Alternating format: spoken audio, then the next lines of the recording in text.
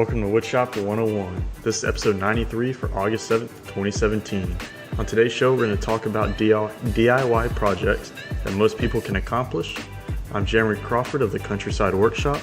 Now I'm joined today by my co-host Sam Wooddell of Manring Designs and our special guest Jen Woodhouse of the House of Wood. How's it going, Jen? Hey, good. Thanks for having me. Well, thanks for coming on. It's pretty exciting to have you on. So exciting. Yes, I love it. Was so excited for tonight. I was looking forward like weeks and weeks and weeks ago. Yeah, I'm glad that we were able to make it work. I know that we were having scheduling conflicts there for a minute. Yes. I mean, we get our own scheduling conflicts with the three of us. So as you can tell, we're missing somebody. Yes, I know. So I miss him. Drew won't be with us for the next 2 weeks.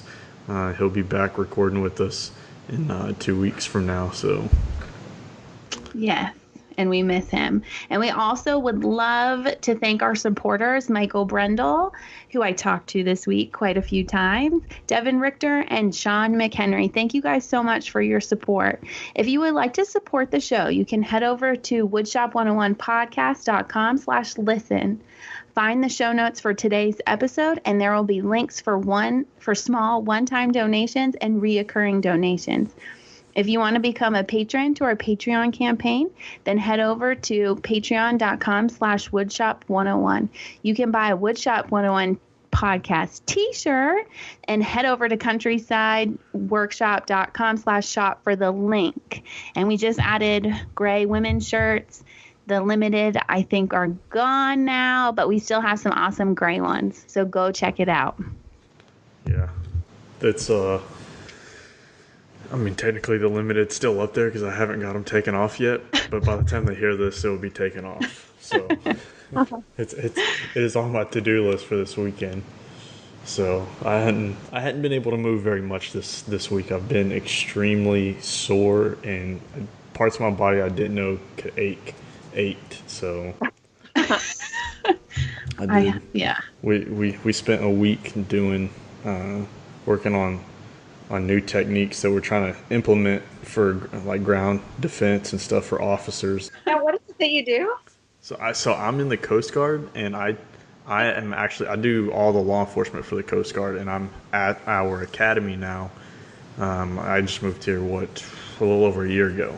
So I'm actually an instructor at our Federal Law Enforcement Academy.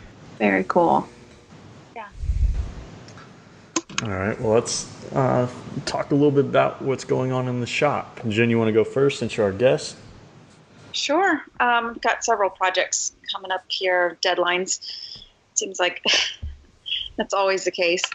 I got a couple of projects to do for HGTV.com, and then Home Depot. I'm doing a faux fireplace thing. And then, that's cool. Yeah. So we're renters, so I'm always trying to find like renter friendly solutions for people. And then another, what am I doing? Oh, a wood Tetris game for RYOBI Tools. And then I got a CNC machine. So that's going to take a while to put together. So I'm excited. What CNC machine did you get? A company called Inventables. So you got the X-Carve? Carve, yeah. So, that's a lot of parts to put those together. I've heard it's like a 10 to 16 hour assembly. So I'm kind of like ramping up to do that. So, yeah. But once you have it all set up, it's going to be like amazing to use. I bet. I'm going to be so jealous. Seeing what you make on there is going to be awesome. Yes, already that's like in my head. Until we move.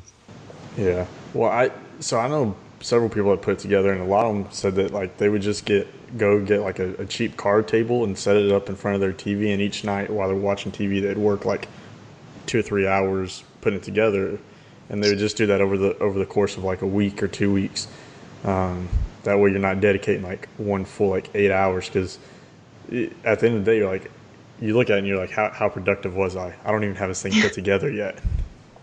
Yeah, I know. And I know like the company Inventables, they want you to put it together so that you understand how the machine works. which I get that, but man, it's intense. Yeah. Yeah, no, I Yeah. get it. So, Sam, what are you working on? I'm still working on the Restoration Hardware big pedestal table. I hopefully will be finishing the undermounts this weekend. I've been out of the shop all week, so I'm excited to get back in tomorrow. And then I also have to finish a couple other things, a big flag, which is going to be black and gold, which is different. I've always done the red, white, and blue.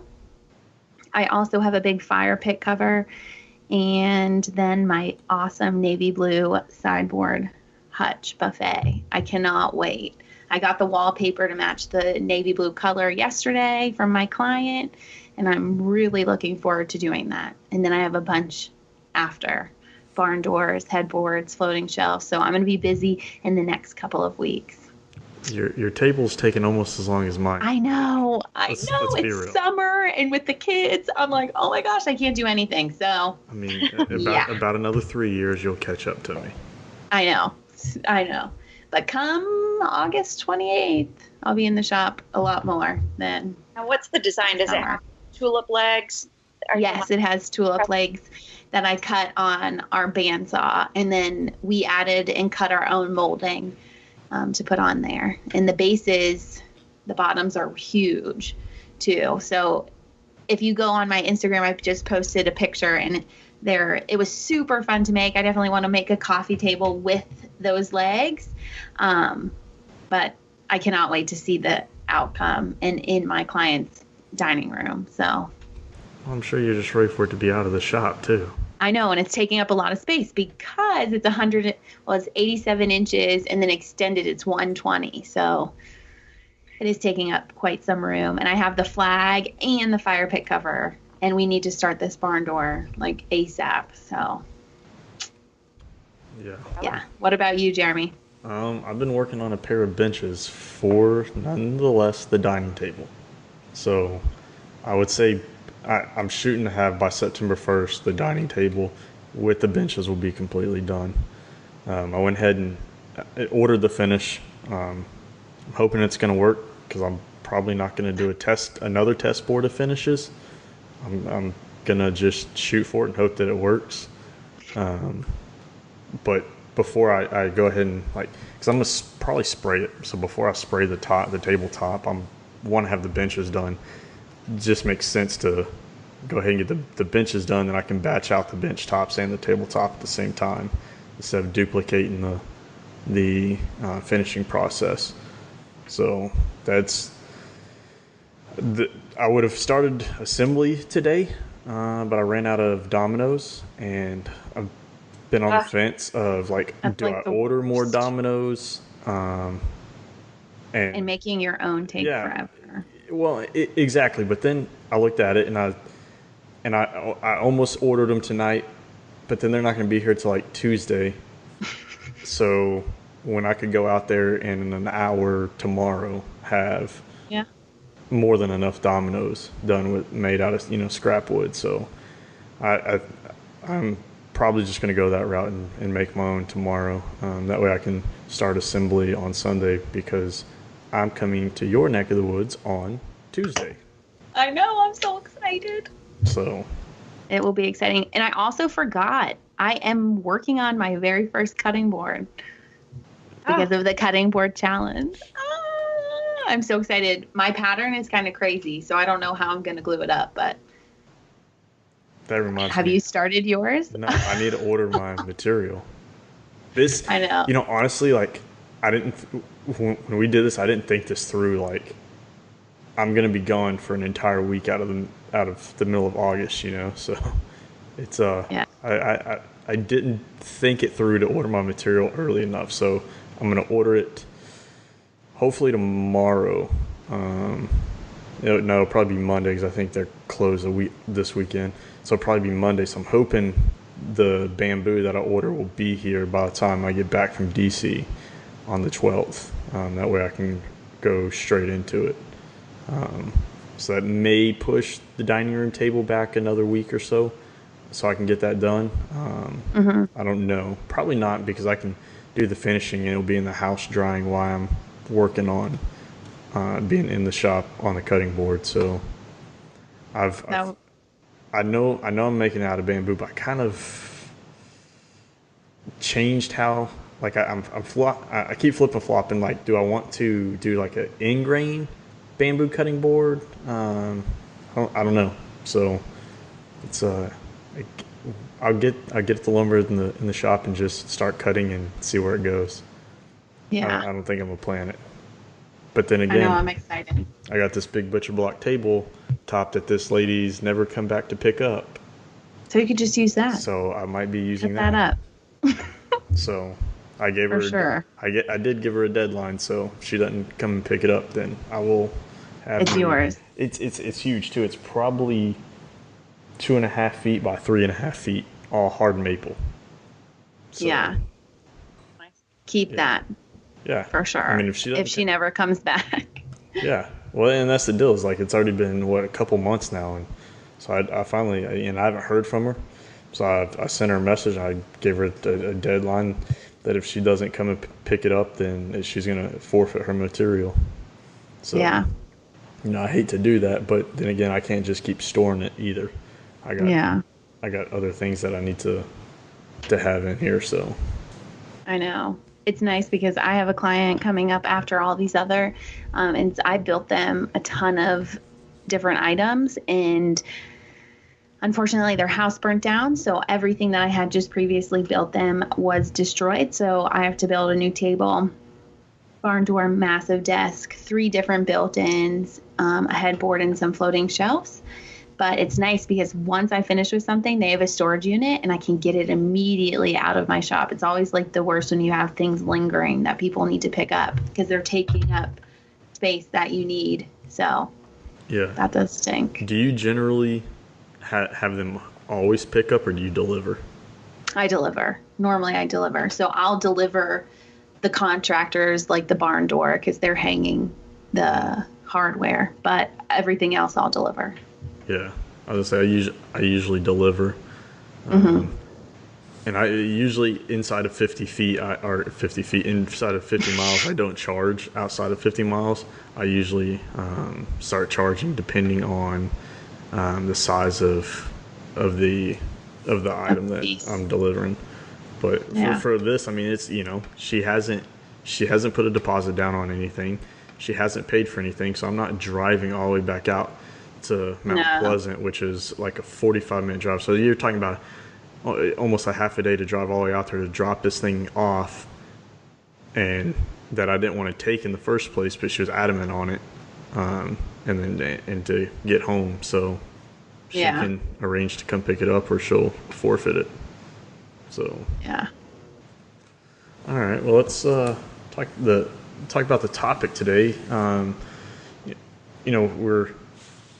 We're real big into creating things ourselves and building ourselves where we can. So what are some like DIY projects that just about anybody can do? Something that you've done that you feel like is very beginner friendly, or something that's very easy to learn. Jen, you have anything? Yeah, I think a coffee table is a great starting point. I mean, it can be as simple as just 4 legs and a top. And I think, if you use framing lumber or something like that, and you're looking for like a rustic look, that's always really forgiving. So yeah, I think a coffee table would be a good place to start. Yeah. Yeah, I agree. It's easy enough, and just throw 4 legs and a quick top, and you got a coffee table. I mean, even at that, if you scale it up a little bit, you get yourself to a dining room table. My very first piece of furniture was a dining room table, but it was the rustic nature with construction pine, and it turned out awesome. But the fact is that it was easy, and like you said, very forgiving. It was all done with pocket holes. There's nothing wrong with pocket holes. No. And that's what I think that the further you get away from your grassroots of being beginning, and you start going down the line, then you start saying, oh well, pocket holes are bad, or they're not as fine woodworking doesn't use that. And it shocked me today because I read a post on Facebook from one of my good friends actually, in the like woodworking community, and he was like, he just made some abstract structure out of wood and pocket holes, and he said this is just because it seems like in the last week every podcast has poo-pooed on pocket holes, and I was like, I was trying to think back. I was like, when did we ever say like pocket holes weren't good? And could we have said it? Maybe inadvertently, but I just started thinking about it. Like, there's absolutely nothing. In fact, I still use them. So do I. And I just pocket hold my flag together. Yeah, there's a time and a place for things like the Festal domino, but to me, pocket holes are a little bit quicker. You don't have to rely on clamps to hold the joints together until the glue sets. So there's definitely a time and a place for them, and they work. They work in furniture. I have learned down the line though that maybe you don't put 100 pocket holes around the perimeter of the apron to hold the tabletop down, because then you don't allow for that wood movement. Yeah, snaps. But also, if you're working with, especially if you're a beginner, you're working with like construction grade lumber or, the number 2 pine or whatever, it is a lot more forgiving, like the wood fibers themselves. You don't have to worry that much about wood movement like you would like a hardwood or something like that. So, yeah, I mean, they still work.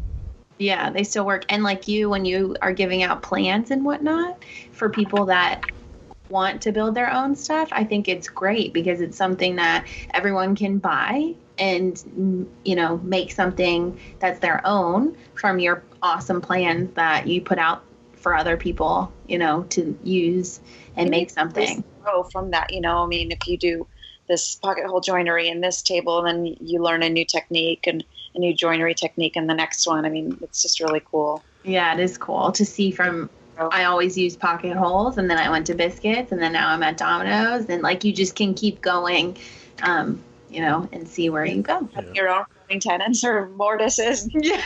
And I don't know.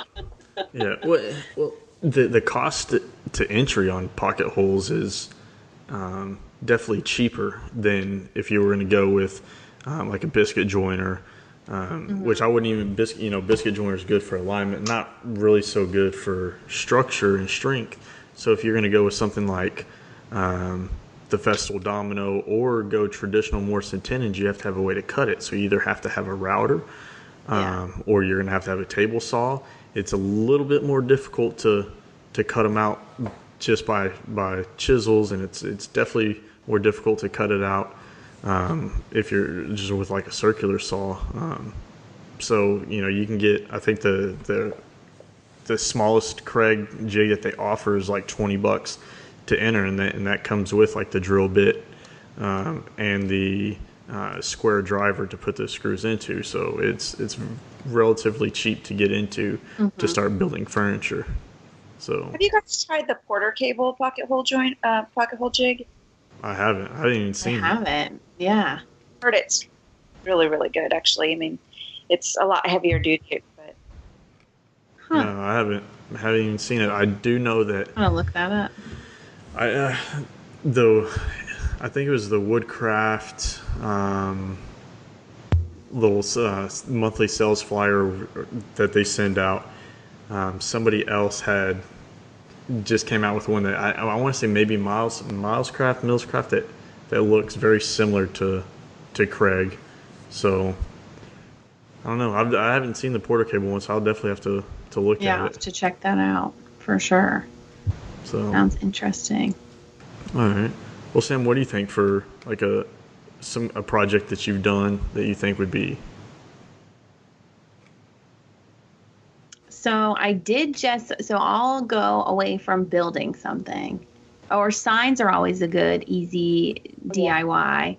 But I did just frame out like a builder grade mirror. It was really easy. All you really needed is a nail gun, and the RYOBI cordless nail gun is great. And you just get a couple boards, a couple 1x4s, 1x3s, whatever. Stain them, do whatever you like, and then just nail them up. And I just moved it to the end. I didn't even like route a groove or anything. I just pushed it up against the end and then trimmed it out. And that's it. And then you have like a more unique mirror than the builder grade no frame mirror. So I think that one's fun. And anyone can do it. Well, that's funny that you're saying that, because that's taking the builder grade mirror, and I'm actually going to take it down and have it cut a little bit smaller, because right now it goes wall to wall, but I'm going to build a frame for the mirror. My wife wants to redo our half bathroom. It's just like, we're renting it, but we also look at, we're here for another 3 years, so like kind of personalize the space, and do things that aren't relatively expensive, and redoing the mirror is not expensive, but the entire like half bath, like they painted this super dark like navy blue, and I think there's like 75 watt bulbs in there, and it's still just so dark, like, so we're gonna repaint it, try to make it a little bit more airy, and if I got to take down the mirror to repaint, I might as well build a nice little frame around the mirror, just give it a little bit more personalization. So we probably going to do that. I'm probably going to, that'll be like a fall project, I think, for me. But I would definitely like to have it done before any more guests come and visit, just because it's so dark. It just, you don't get that nice welcoming feeling. Yeah. Go to the bathroom in my dungeon. Yeah. Right over there. Exactly. It's the half bathroom downstairs that everybody goes to. You know, if it was one that like the kids' bathroom that all the guests didn't go to day in and day out. And plus, if it's the kids, it's going to hide things that my kids do. So, but no, that's going to probably be like one of our projects that we're going to do pretty soon. So, very nice. I would say a good project, like, believe it or not, I'm going to say trim, household trim. Putting up trim is extremely easy. When you think about it, it's intimidating.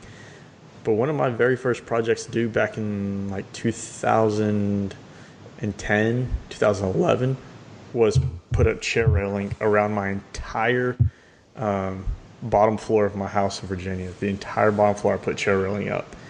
And I jumped on YouTube to figure out exactly how to do the corners, because I wasn't going to do the 45s, but of course my walls weren't square, so you'd have had the gap.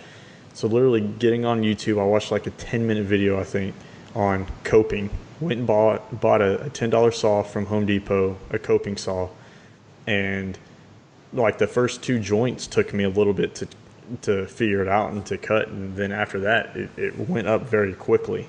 You know, so there's really nothing complicated about putting up molding. Putting up molding, and I would say, especially if you go with like baseboard, because you float it just ever so slightly off the floor. You know, chair railing, you got to kind of get even so it doesn't look wavy going up and down your wall. Level, but, yeah. You know, and but as far as like baseboard, I would say baseboard is extremely easy, because you already have the reference point for it, and that's your floor. You know, your wall is you have to measure it up, but then like you either have to keep it the same distance with your baseboards, or you're gonna have to keep it the same the same height off the floor, and hoping that your baseboards are somewhat, and your house is somewhat level. So that gets a little bit more complicated, but I would say putting up molding is extremely easy. Yeah. And you can do the Board-and-Batten, which is really easy. Same thing, 1x4s. Throw them up there, and it looks really good when it's painted. Also, to go along with your molding, my grandpa in there, who taught me how to do woodworking, in their living room, their molding is super extravagant. It's beautiful. But recently, when he's helping with me, my grandma wanted molding in their kitchen. And so he was like, okay, how can I do this the easiest without coping, which coping is really easy, but just let's throw it up there and not have to cut any angles. And Home Depot and Lowe's both sell corner pieces where you just slide the two pieces in, and then you just nail that piece up there and it holds it in. So also that's really easy too. And then it does look a little more decorative. It doesn't look, pieced together. It doesn't look bad or anything, but it does add a little more character in the corners. If you don't want to do the coping or cutting angles, you just slide it in and it fits in perfect. You just have to make sure you find the one with the same profile that you are doing the molding for, so it can slide right in. Yeah. That's really easy. And molding something that's very easy. There's so many different styles out there that are already pre-milled up at your local home center that you can just about find anything that suits you. Maybe if you can get into making your own, you require a router table, and then you can find whatever router bit profile you want to make them. But there's already so many out there, both wood and like the composite, the PVC composite. That's what I used because it was already white, so I didn't even have to paint it. I think, in fact, I might have moved from that house and never painted that trim. Nice. I think there's a good chance that trim was never painted because it was already white. So I put a little caulk over the nail heads. Yeah.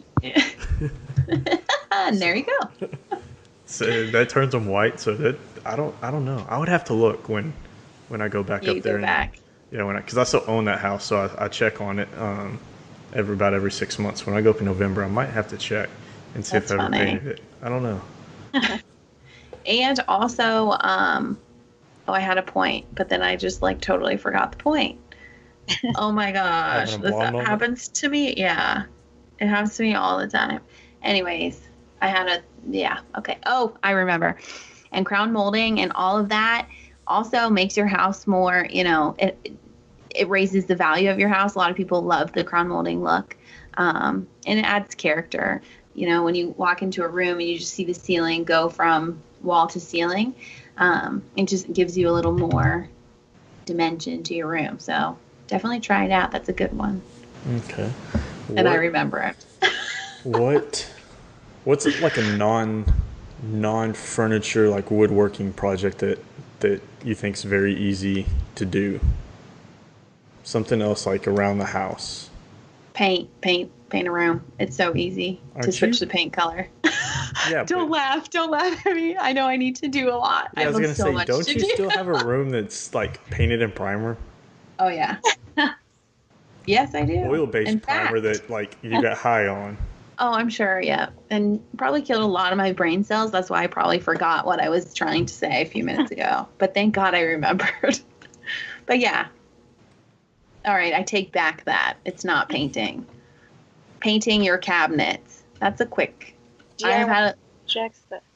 Well, what about refinishing? I know a lot of people that started woodworking or they got started, revamping and refinishing pieces that were like they found on Craigslist, and whether that's restaining it or painting it or something like that.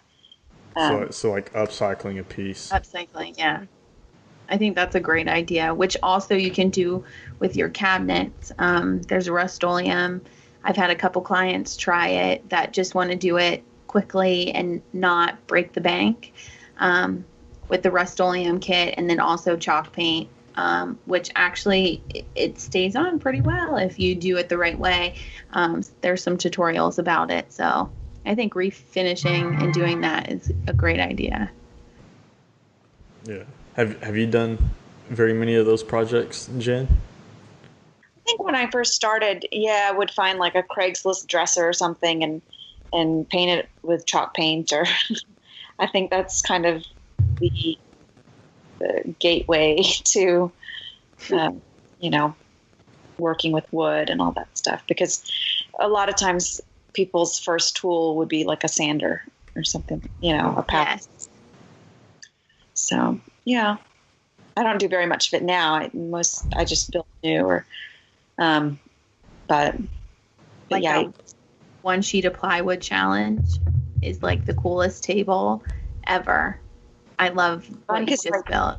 Because it was like really trying to figure out what's going to fit on this piece of plywood. So there was, and I tweaked the design a little bit because, I had it fit perfectly where there was like no room for error. So I had to use up every piece of scrap. But then I can't remember why I altered the dimensions, but it gave you some room for error. If you wrong cut, then you can, try again. So, but yeah, that was a lot of fun. I love it. And I love how you put the curves.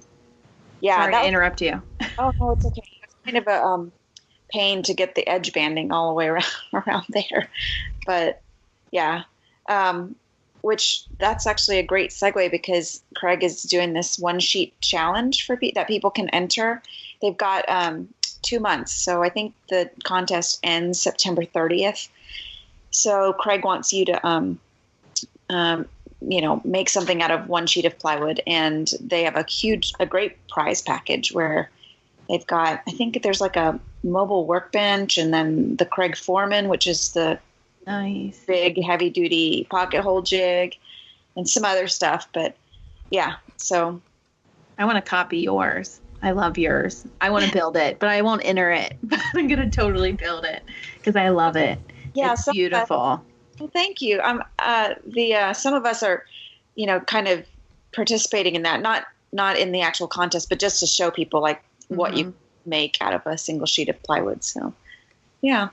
I just like adding those little curves just adds so much to the piece. It just looks so good.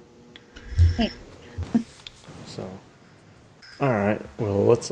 We got a question here from Pete. It says, "Hi guys, great show. Enjoy listening on my commute to work.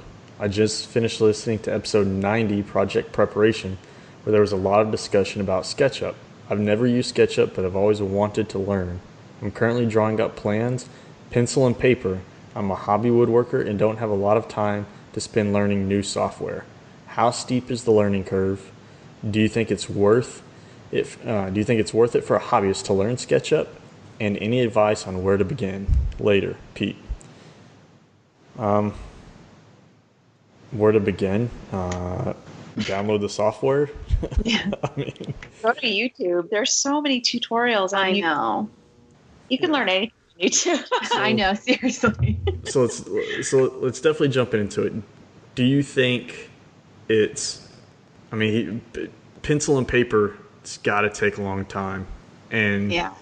The ease behind it is there's no like learning curve behind it per se, unless you're not like a good artist. But do you get actual dimensions? Are you building that 3D rendering with pencil and paper?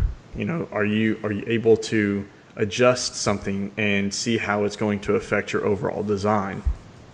Maybe, but it's probably going to be a whole lot more work to do it, and it's going to be a whole lot more work on you to change the adjustments versus, SketchUp's a few click of a button, and you'll have the dimensions changed in it, different proportions, and you can see some side-by-side comparisons.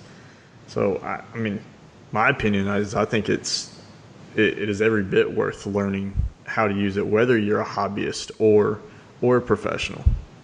Absolutely. And it helps like save material too. So you know exactly what you're going to get and how much you're going to need.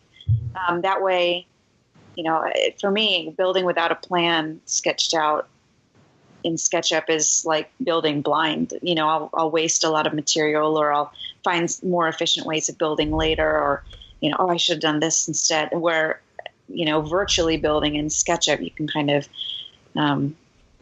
see that ahead of time. Mm-hmm.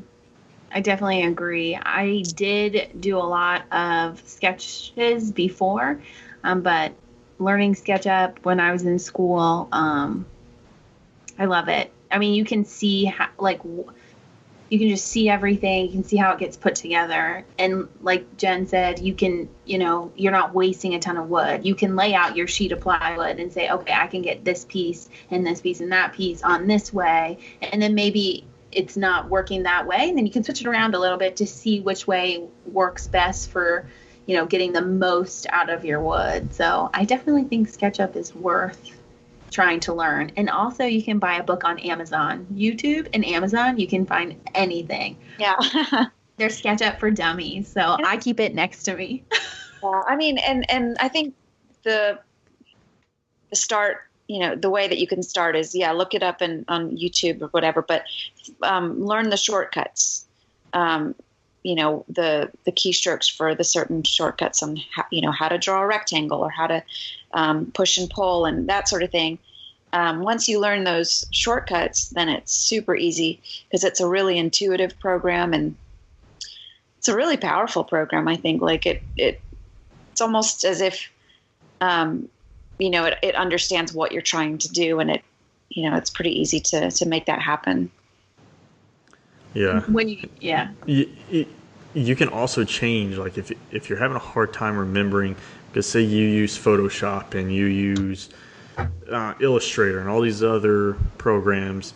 So to remember keystrokes for another program can sometimes be a little more difficult. So you can actually go in there and change the shortcut keys to whatever you want. So you can get them to mirror some of the other programs that you use.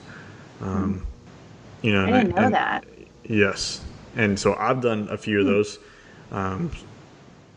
Because some of the ones that are built in, it's like why I think G for component or something. So like why would you like how would G like thinking G for component? I couldn't correlate that. No. But I know it now, so I hit it. Yeah. But so you can definitely change it there to kind of help that barrier to entry a little bit. But there is a learning curve. It is, like Jen said, a more robust and kind of powerful unit. And for it to be a free software, it is pretty amazing because it is very powerful. And you can do a lot of things in there. So yes, there is a pretty steep learning curve on it, but it's fairly easy to learn it if you get in there. You spend a few hours a week in it. Over the course of a month, you'll understand a little more than just the basics. And if you pick a project, that's the easiest way to learn is pick a project and figure out, just like woodworking, figure out how to build the project in SketchUp. And then you go to something else that maybe now you have cove molding on it or something. Then you Google how to make cove molding in Google SketchUp, and you learn it that way. So that way, over the course of building projects, you're developing all your knowledge on it. And I still do that because I don't remember how to do everything in SketchUp. But I know, as soon as I go read or watch a video, and I'm like, oh yeah, I know how to go back and do that now.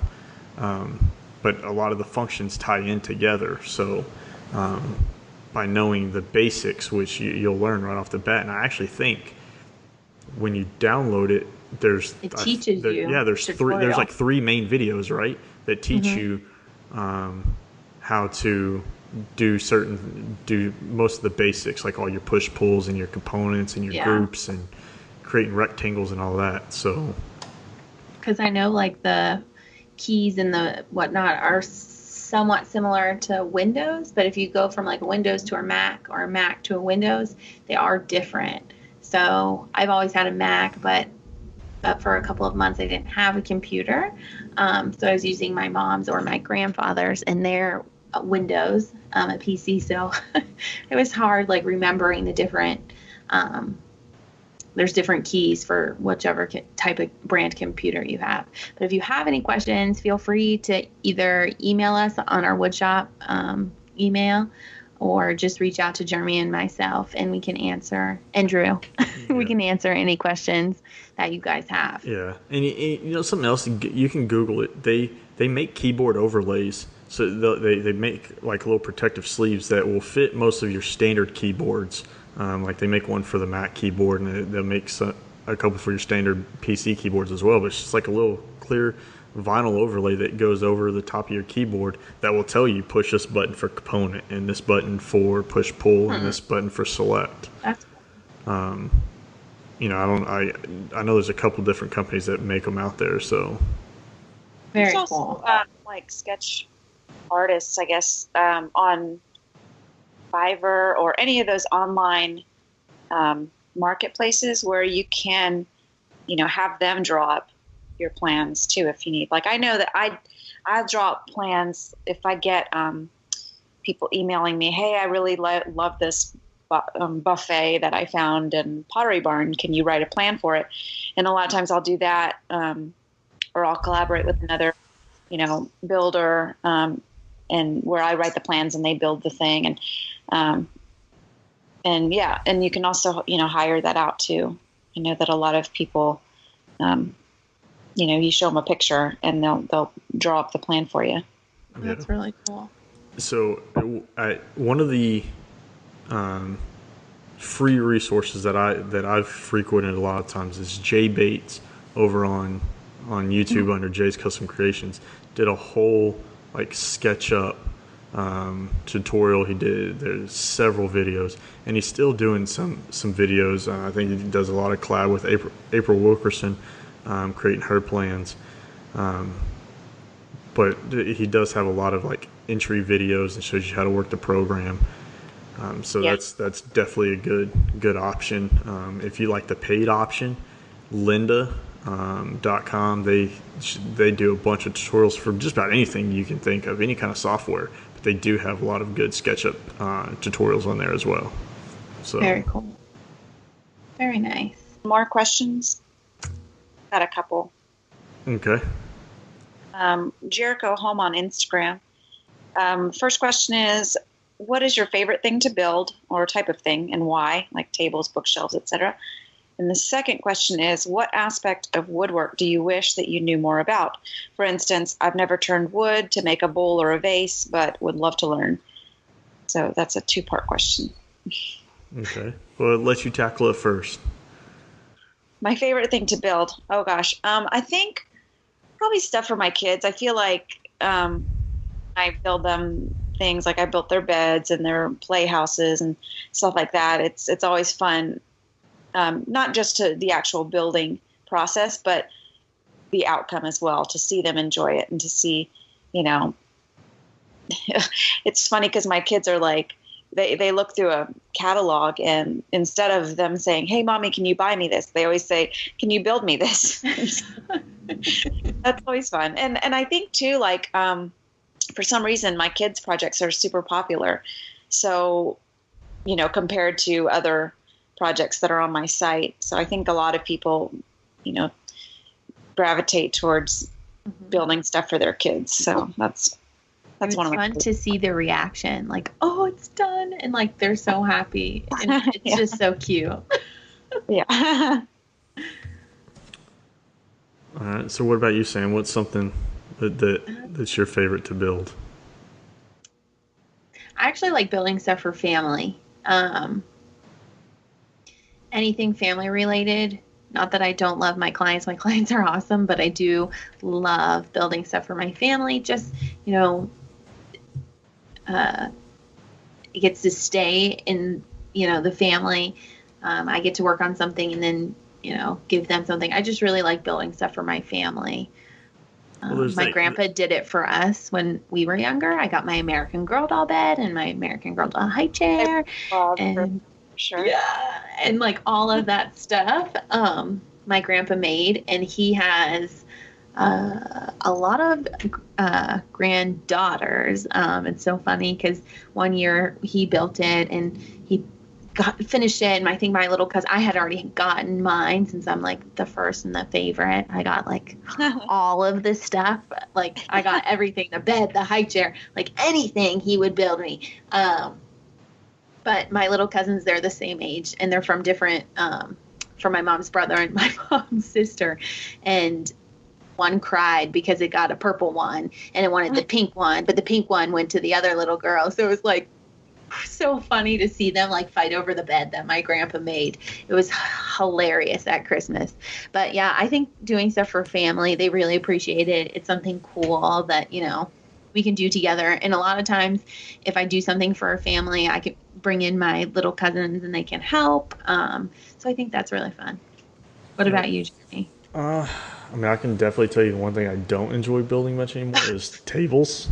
And it's for the pure fact of when I first started, the first year I went into business on building furniture, I built so many tables that year. And it felt like where I was living at, just south of Houston, like everybody wanted tables. And that's for like a year straight, I just made tables. So it's not that, it's not that I don't enjoy building them. I don't enjoy building other people's designs on them anymore. Like, I want to build something new. I want to try, new things. But I would say my favorite projects to build are pretty much anything that my son wants to build with me.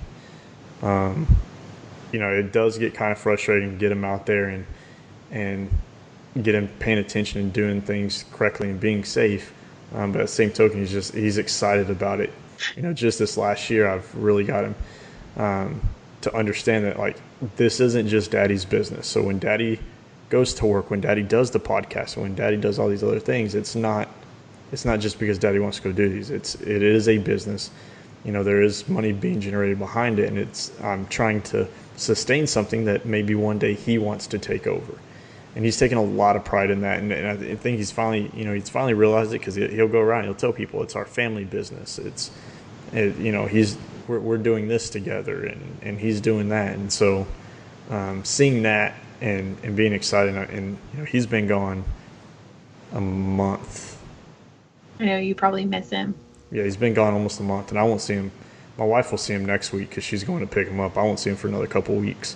But I'm just like, I'm so ready for him to be here, because I'm like, all right, my dogs need new like dog bowl holders, but all these are the things that like he wanted to build, and so I'm just like, I'm ready for him to get here so we can get out in the shop and build on them together. Unfortunately, we won't get anything done before he goes back to school, because I won't see him until like 3 days before they start school again. So yeah, he's been gone for a long time. Yeah, he's been gone almost a month already. And you have your daughter too. That's crazy. That's probably one of the best things, though, that we've really bonded a lot since my son's been gone. That's good. And it kind of makes my wife a little mad, because she's like, I don't want you, I want my dad. But no, it's just been, it's always, it's never been just like me and my wife and my daughter, so that she could have that only child feeling and that center of attention and all the attention. And so I think it's good for her, because she's definitely throwing more fits now that my son's gone. So I'm ready for him to come back so he can put an end to that, because she didn't like throwing fits really in front of her brother. But she's also just getting to hang out with mom and dad a little more, and go to Chuck E. Cheese and stuff. So she's literally asked me all week. We pass Chick-fil-A every day when I pick her up from school, and she's like, Can we go there for surprise? Can we go there for surprise? I want Chick-fil-A. And I'm just like, maybe tomorrow. So I think tomorrow I'm going to end up taking her. So. Given, I love Chick-fil-A. So good. And a milkshake. The second part of that question is, what aspect of woodwork do you wish you knew more about? That's a hard question, but I'm going to go ahead and I'll start this one off. I wish I knew how to turn more things. I buy a lot of my turned legs off of Osborne Wood. They're great. It comes super fast and they're great quality, but it would be fun to learn. I have a lathe. I could do it. I just need the time to learn it. I think I really would love and enjoy learning more about that. So. I didn't know you had a lathe, Sam.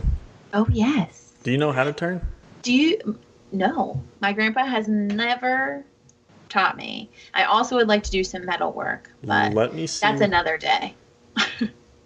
Because I'm kind of floating on, like, our international affairs is kind of handling this whole trip next week. But let me see what my schedule looks like come, like, Tuesday. If I got time, I might help you. I might teach you how to turn next week. Like, that'd be awesome. It's stupid easy. Like, when I first learned, I was like, oh my, like, why was I ever scared to turn on the lathe and do it? Like, it was so easy. I know. I'm not necessarily scared. Maybe I am a little scared and hesitant, but it's funny because my grandfather, his whole basement, he has every tool you could possibly think of. When I'm like, I think we should buy this, he's like, oh, no, I have it. So the lathe is kind of pushed to the side in the back by our drill press, which right now there's a ton of wood in front of. But my grandfather's neighbor also has his basement turned into a huge wood shop, and he is a wood turner. That's what he does. So I need to go over there and get a lesson. I'll get a lesson from you first, Jeremy, and then I'll go over to him and get another lesson. And then I'll just keep getting lessons until I have it under control. Yeah. I only took one lesson. I learned how to turn pins. And from there, like, I remembered it. And then I turned a whole bunch of stuff. And then I was like, all right, well, I understand the theory behind a bowl, but I went and learned all about the chucks and how to properly do a dovetail cut into the bottom of a bowl, so your chuck would accept that would it. Be fun. And then from there, like, I've taught classes on it now. Like, it was so easy to learn, to get into. If you're trying to go with like your traditional wood tool route, it's a little bit harder. But if you want to go with like your carbide cutters from like Easy Wood Tool or Rockler or something, the barrier to entry on that is so easy to learn, because you don't have to you don't have to be at like odd angles, with like your gouges and things like that. You have to like drag the tool at odd angles and stuff like that. And it's a little bit harder, but definitely like your carbide tools, turning a pin, turning a spindle. The best thing to do is throw up a candlestick. Yeah, I want the candlestick. Well, just take like a 2x2 by 6 or 8 inch piece or 12-inch piece of wood, and throw it up on there, and then just start turning it and figure out, like, okay, if I push the tool this way, what's it going to do? If I pull it this way, what's it going to do? And that's what I did. And when I was all said and done, I ended up creating like this little miniature Purple Heart baseball bat that's like 8 inches long. Oh, that's so funny. Like, no idea until I was done. I was like, hey, that's a baseball bat. So it's pretty cool. That is cool. But I know my grandpa has a lot of like templates, but we haven't. Yeah, it's just easier to order them. So, what about you, Jen? Yeah. What's your favorite? What do you want to learn? If you were to turn like table legs or something, they have to be identical. So yeah, you'd have to template, and I don't know. I think wood turning would be one of them. I've only turned one thing, and it was like a ice cream scoop handle or something, something super easy. But what's the other one I just thought of? Mallets. These wooden mallets that people are making. I think they're so cool the way they're really cool. So I'd love to learn how to do that and see what happens. But yeah,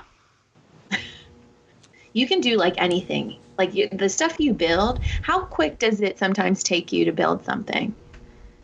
Usually, it depends on what it is. Of course, like if it's a table compared to like a dresser with a bunch of drawers, then obviously that's going to take a lot longer. But I usually say, a lot of the builds that I do are pretty beginner friendly. So if you can do it in a weekend or, like 10 hours or something like that.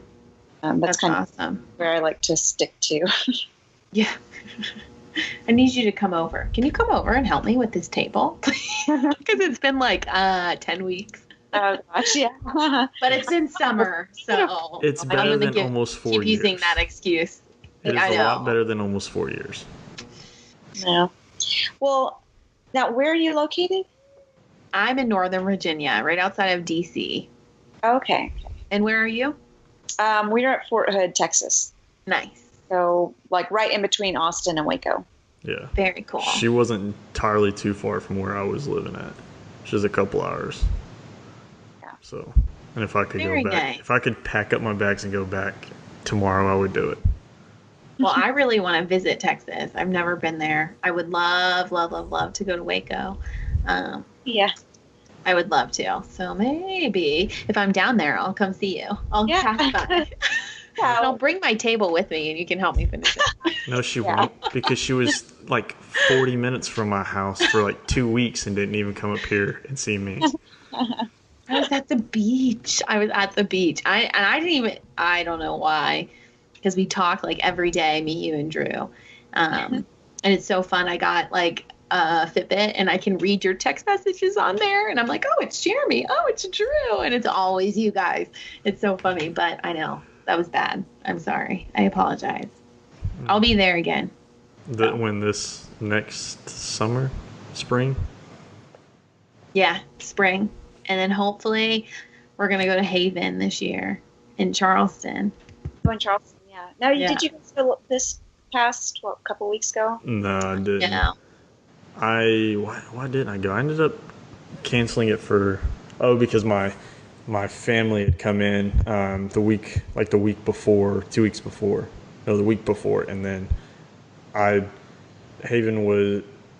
leaving on when am I leaving? Tuesday. So it's just like too much traveling back to back, and for me to go to Atlanta between like those two trips, and then I'm going back to Atlanta in October for Maker Faire because I'll have a booth out there, and then I'll be back in Atlanta again after the first of the year for the woodworking show. It's just like so many trips that I had to like pare down, but it was pretty cool to hear that Haven will be in Charleston next year, because that will eliminate a lot of the cost for me, because I know I'm going to stay with you, right? Yes.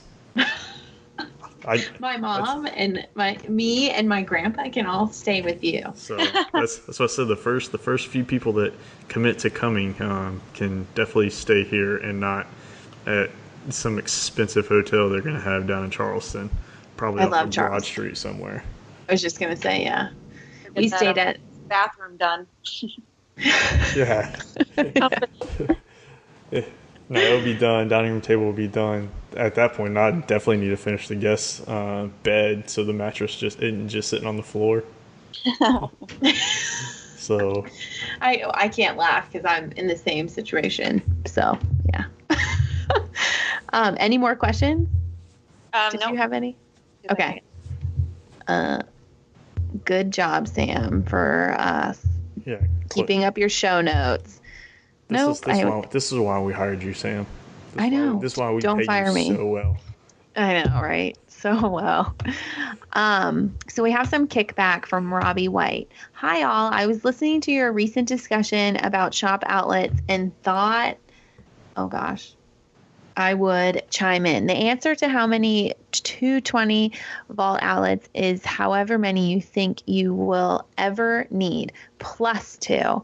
I have 6 times 20 amp outlets and 1 times 50 for my welder. I wired my shop and it really isn't hard. I guess having been an electrician contractor in the past helps, but it really isn't that hard.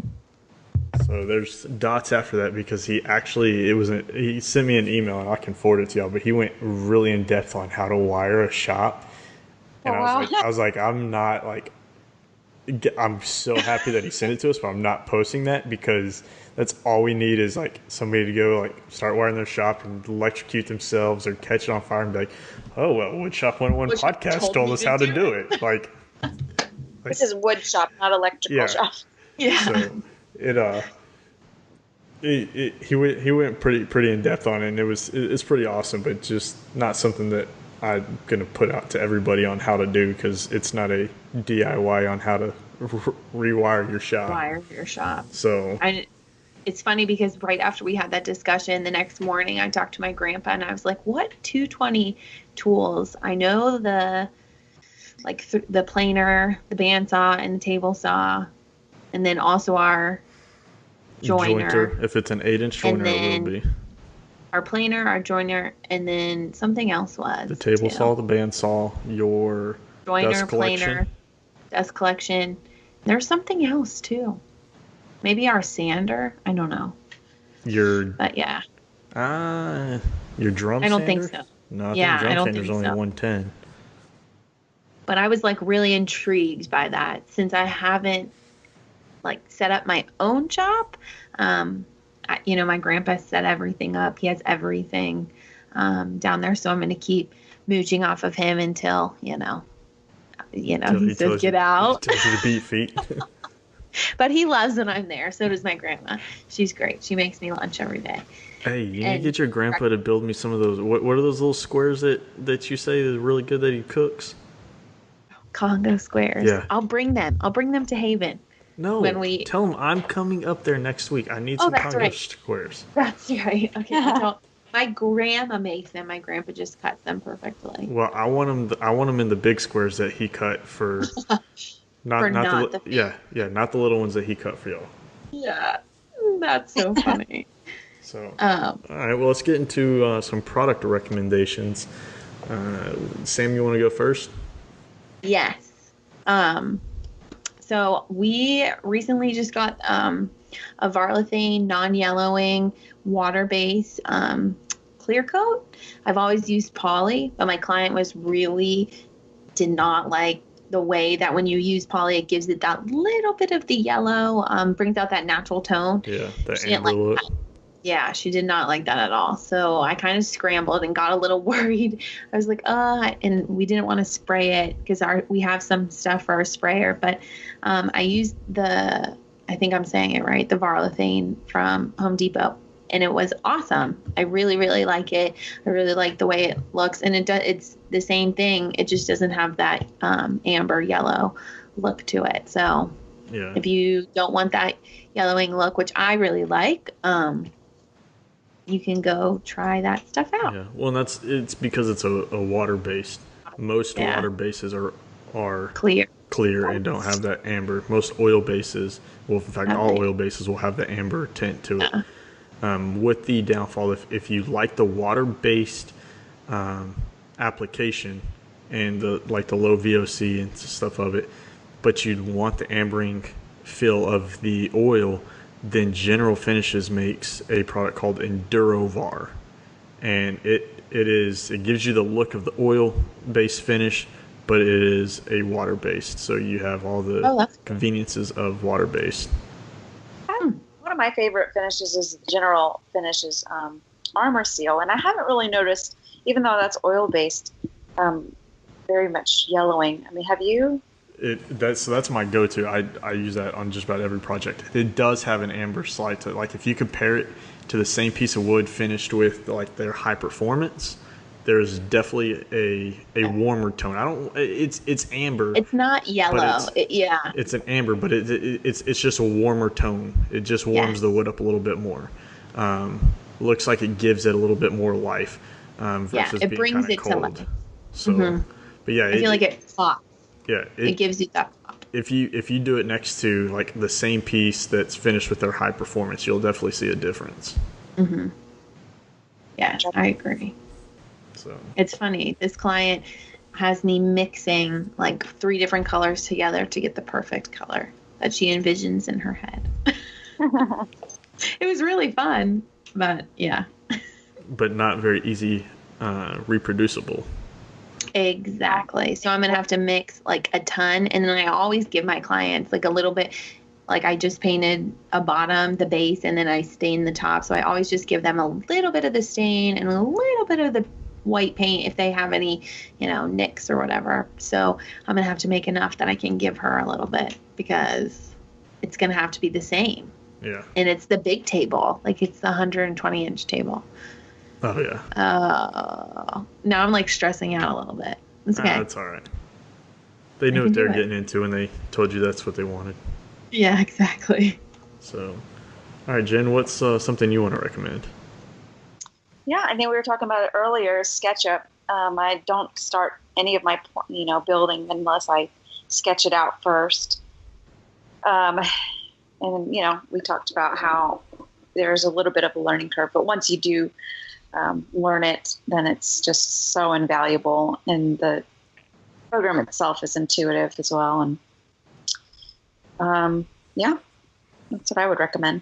Yeah, it was just so fitting that we had that question come in at the same time that you were going to recommend it. So you definitely got to. It was perfect. Definitely got to get your opinion on it. So I'm going to recommend some mechanical pencils from Bic. It's their matte grips. So it's just they're plain pencils with the rubber grip on it.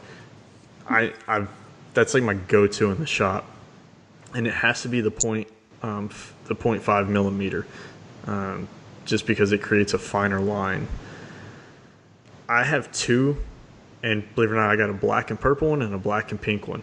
And I've had both of them probably since high school. So 13 years ago, I've had them. And they've just kind of followed me. Like they were in my art bag. So when I did all my drawings, that's what I used. And then they just kind of followed me into the shop. And that's still like, when I can't find them around the shop, I get kind of nervous. Just because I like them so much.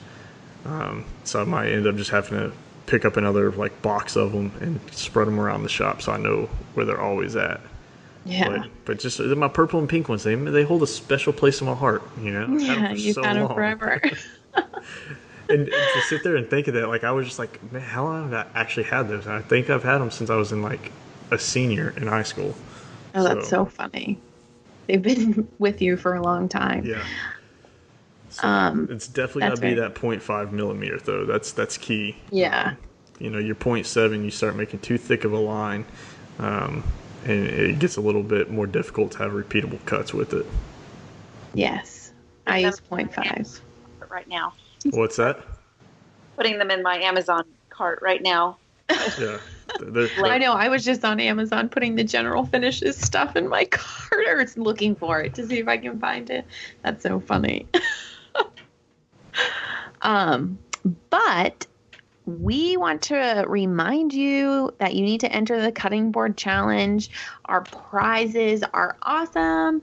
It's going to be running the whole month of August. And we have a bunch of prize packs, we said in the last episode. So just make sure you keep an eye on our Instagram. We'll be, giving out little posts about other things that we have in the prize pack, and you can win my cutting board, Jeremy's cutting board, and or Drew's cutting board. So make sure you enter. I also would like to remind you, if you listen to the show on iTunes, please give us a 5-star rating. It helps us reach a greater audience.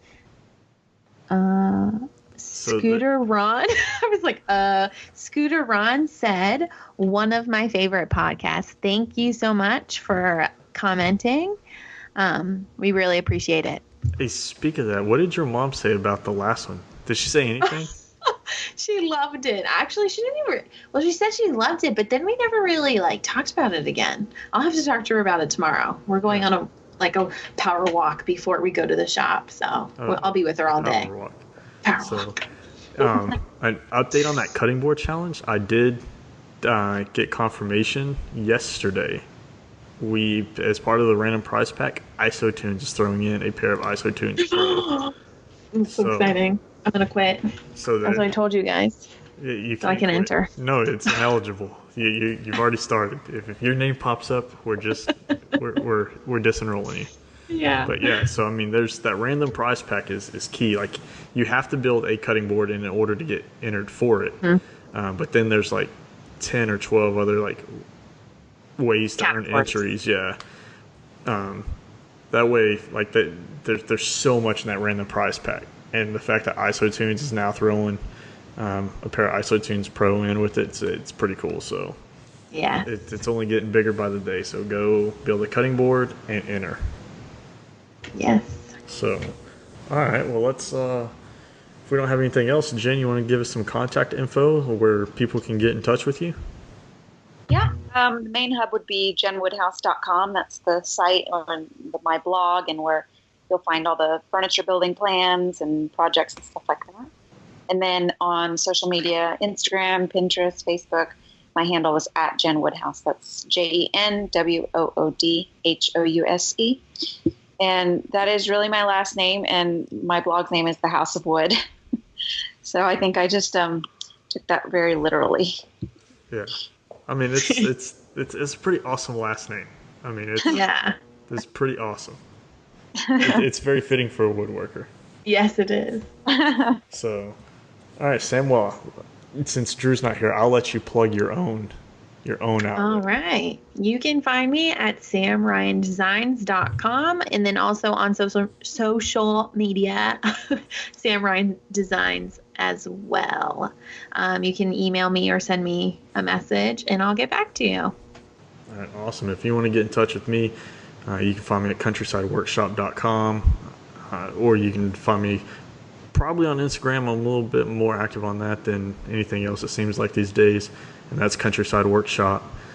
If you want to get a hold of the podcast, you can give us some email over at kickback@woodshop101podcast.com. You can leave us a voicemail using your voice memo app and send that over to that same email, or you can call us at 409-234-3959 and leave us a voicemail that we'll play on air. You can find us also on social media under Woodshop 101 Podcast. Definitely follow our Instagram because we're posting a whole bunch of stuff about that cutting board challenge right now. So other than that, if we don't have anything else, we do a sign off here on Jen.